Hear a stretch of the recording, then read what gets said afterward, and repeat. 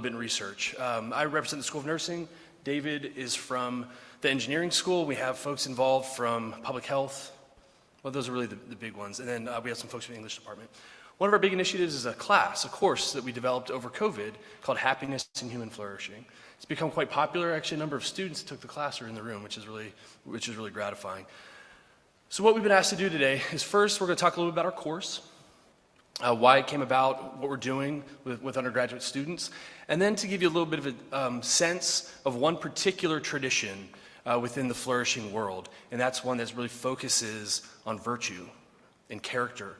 And there's a really clear philosophical through line from the current discussion around flourishing all the way back to Aristotle, who's a Greek philosopher, thousands of years ago, 2,500 years ago.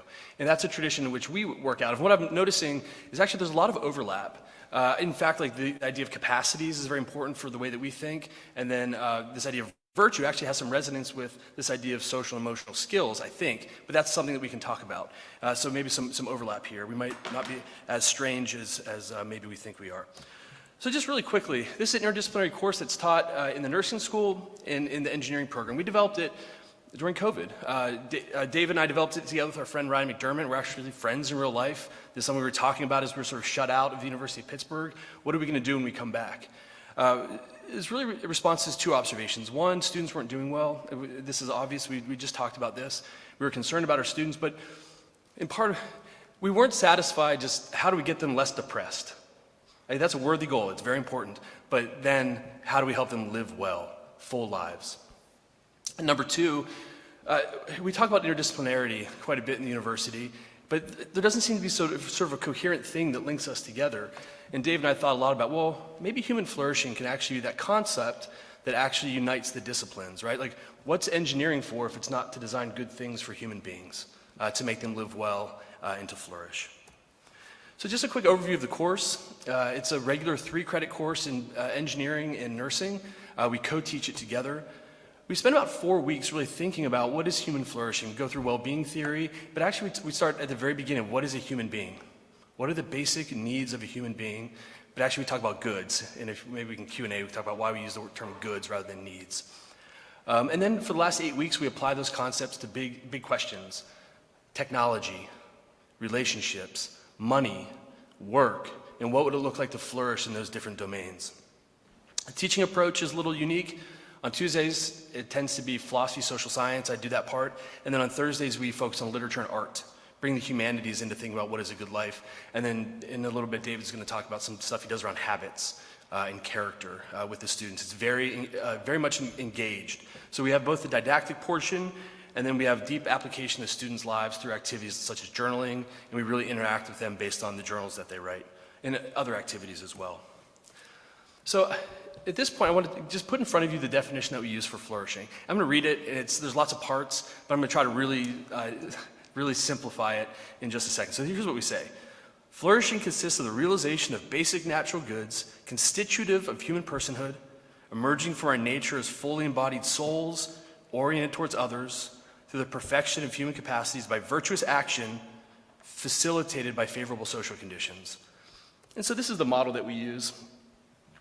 And the thing I want to point out is actually across all these flourishing models, there's a lot of themes actually that we sort of have some agreement about what constitutes a good and flourishing life. Now, in the context of diversity, this looks different for everybody, but things like bodily survival, security, and pleasure, we think that's important for a flourishing life. Identity coherence, moral affirmation, we want to believe that we're good people and we're doing the right thing.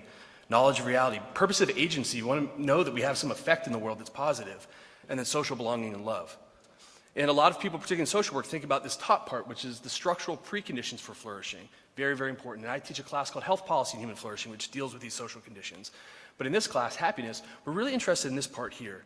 How does an individual pursue these goods? And we argue that it's through the practice of virtue. And what is virtue? There's a long tradition of virtue thinking throughout the world, right? And actually, there's actually quite a consistent understanding of what is like a virtuous life across cultures. Now, there's lots of differences, but there's actually quite a bit of commonality.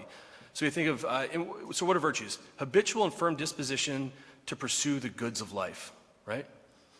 These are learned dispositions that produce human excellence. In this sort of brand of flourishing literature, we talk a lot about human excellence. Things like courage, wisdom, justice, love, temperance, honesty, compassion, patience, things that obviously look different across cultures, but if you ask someone, do you want to be a coward or do you want to be courageous? I think most people would say, I want to be courageous, right? So, and then David's going to come up and really talk about how we do this in our class. But I want to put two terms in front of you in terms of what it means to live a virtuous life. It's the idea of habits and character. And this actually, one of the activities we do in class is draw out the relationships between habit, character, and action. And people draw different things, but this is one way you can think about it. What are habits? When you think about how people grow in virtue, how they grow in courage, we talk about find a role model, right? Modeling your life after someone who's, say, for instance, courageous. Well, why are they courageous? What did they do? And then also you learn what the virtues are, but a big one is you practice them. You practice being courageous. When you're faced with a situation in which you're supposed to be courageous, even if you're not courageous, you act courageously. That's how you grow in courage. So habits, things that we do over and over again, the practices that we do, and then you find that over time, a virtuous person does it automatically. You no longer have to say, okay, what would a virtuous person do and how would I do that? You act virtuously because you become virtuous. And so this is a really, really strong focus of this class. And again, we have 13 weeks with students. We can't make them, well, I don't know, maybe we can, maybe we can. But growing in virtue is obviously a lifelong process. But we try to give students the language that they can begin to think about how to create habits in their lives that emerge into character so that they can take virtuous action towards the goods of life. And this is where I'll hand off to David. Good morning, everyone. So excited to be here. As an engineer, I never thought I'd be here talking about a human flourishing symposium, but I'll tell you why it's absolutely relevant. In engineering, oftentimes what I tell students is that your engineering design is only as good as your anthropology is deep. And what I mean by that is, as you continue to go ahead and, hey, what is actually important for this person? What is actually going to be important for the user, the stakeholder, or the client, or the policymaker? Right? What's going to be important for all the direct and the indirect impacts? As you start to dive deeper and deeper and deeper, you have to better understand that person in order to better design for them. Right? Some of this is encapsulated in things like human-centered design. Instead of going through, there's a lot that's buried in this habits and character. And so what I thought I'd do is I'd share maybe a little insight into some of the reflections and some of the exercises we do, or maybe just one of them, to help students collectively reflect on where they are.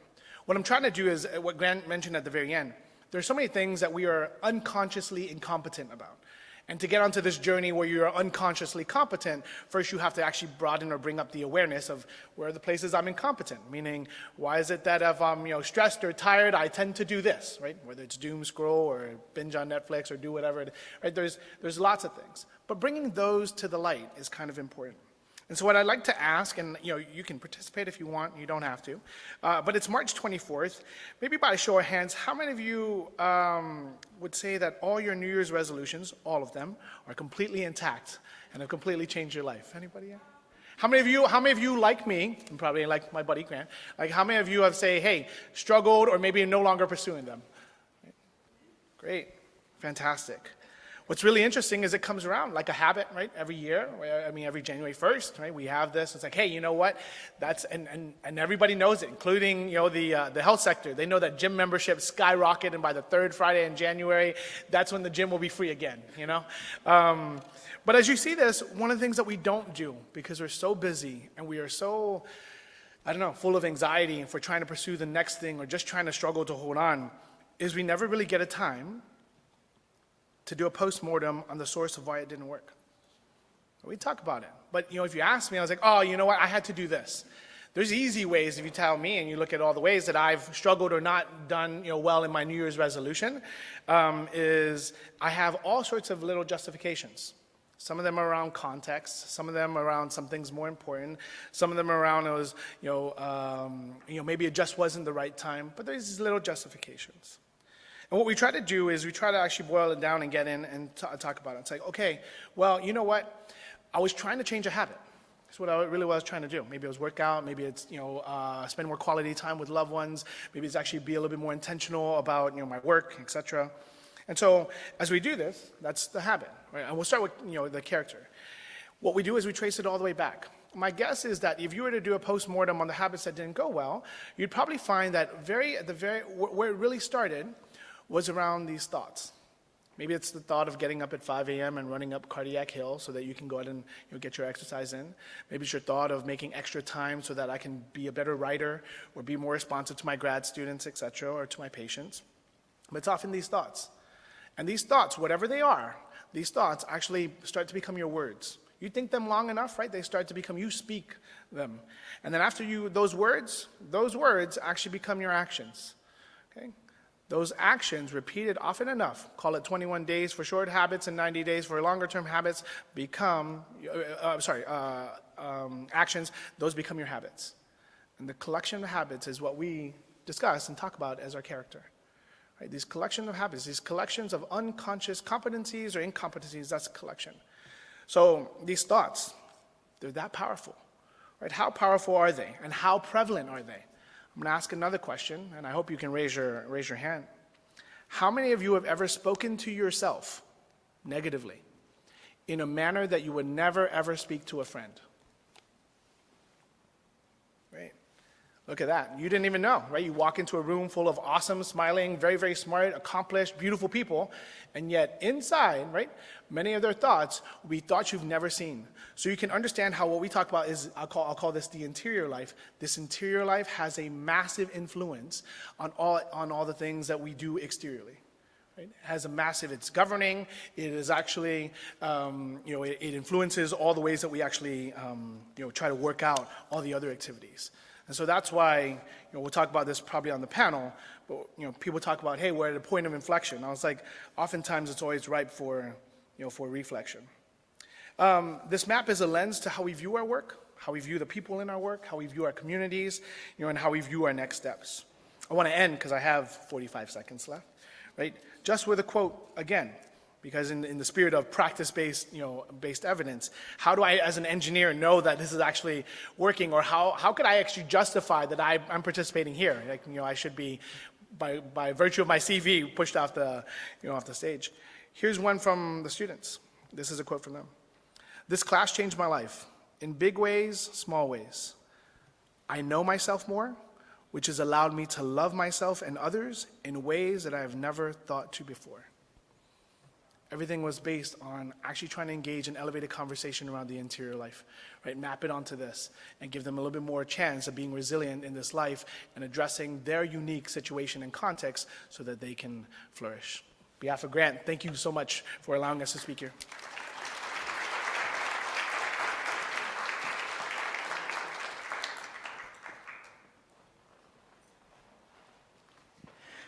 Well, I was too busy